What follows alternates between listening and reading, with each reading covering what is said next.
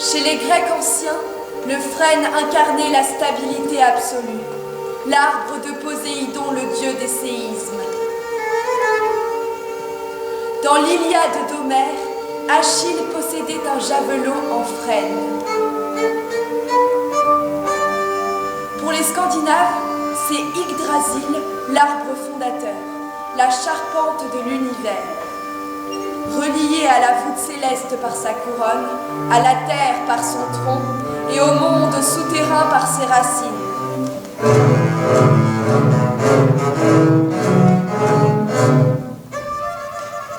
Chez les Écossais, un rameau de frêne accroché au-dessus du lit passait pour mettre les époux à l'abri des disputes.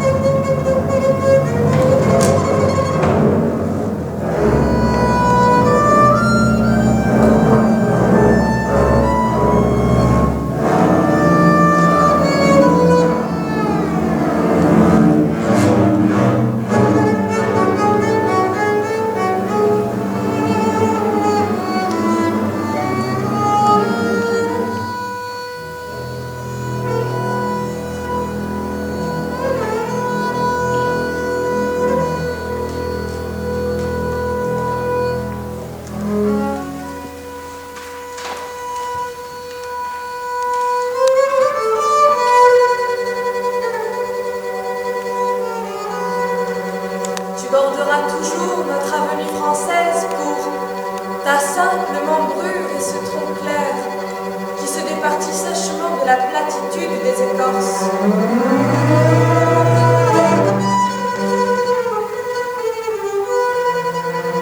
Pour la trémulation virile de tes feuilles en haute lutte, au ciel à main plate plus large, d'autant que tu fus tronqué.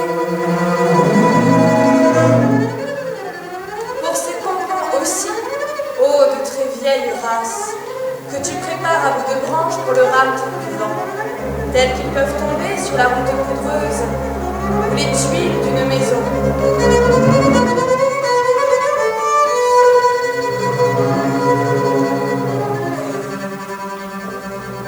Tranquille à ton devoir, tu ne t'en émeus point, tu ne peux les guider, mais en aider assez pour qu'un seul succédant vaille au fier Languedoc.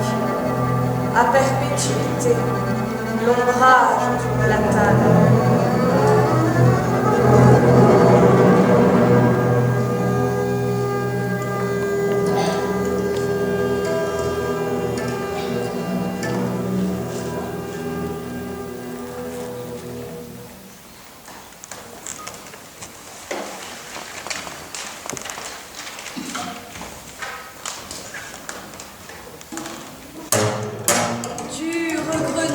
Entr'ouverts, sédental excès de vos grains, je crois voir des fronts souverains éclater de leur découvert. Si les soleils par vous subis, aux grenades entrebâillées, vous ont fait d'orgueil travailler, craquer les cloisons de rubis.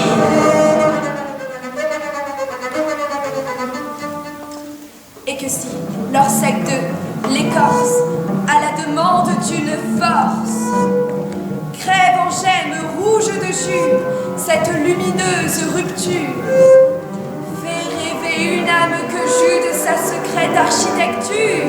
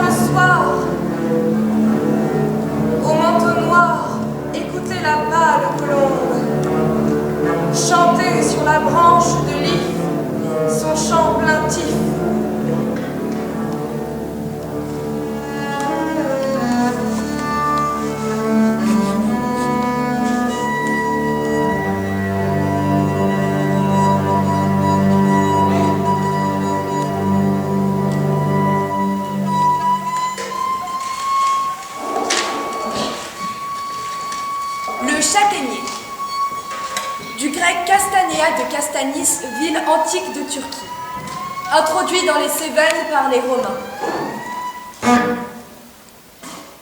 Les jeunes châtaigniers préfèrent l'ombre. Il craint le grand froid et n'apprécie pas les terrains calcaires.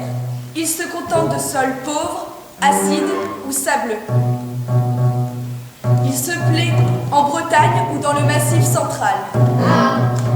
Le châtaignier couvre 1,5% de la forêt française. Durée de vie 1000 ans, taille maximale 30 mètres, croissance rapide, écorce lisse fissurée en long, renforcée en vieillissant, tronc rectiligne, rameaux anguleux.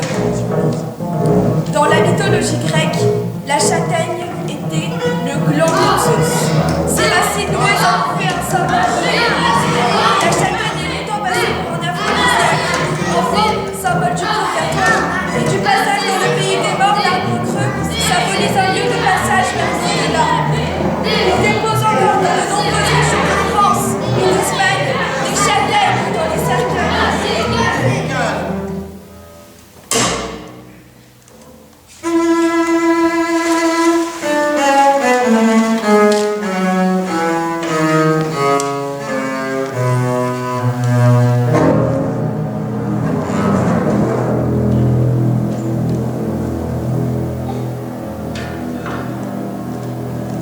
La forêt des cèdres de Dieu est l'un des derniers vestiges de l'ancienne forêt de cèdres du Liban qui recouvrait l'étage végétal supérieur du mont Liban.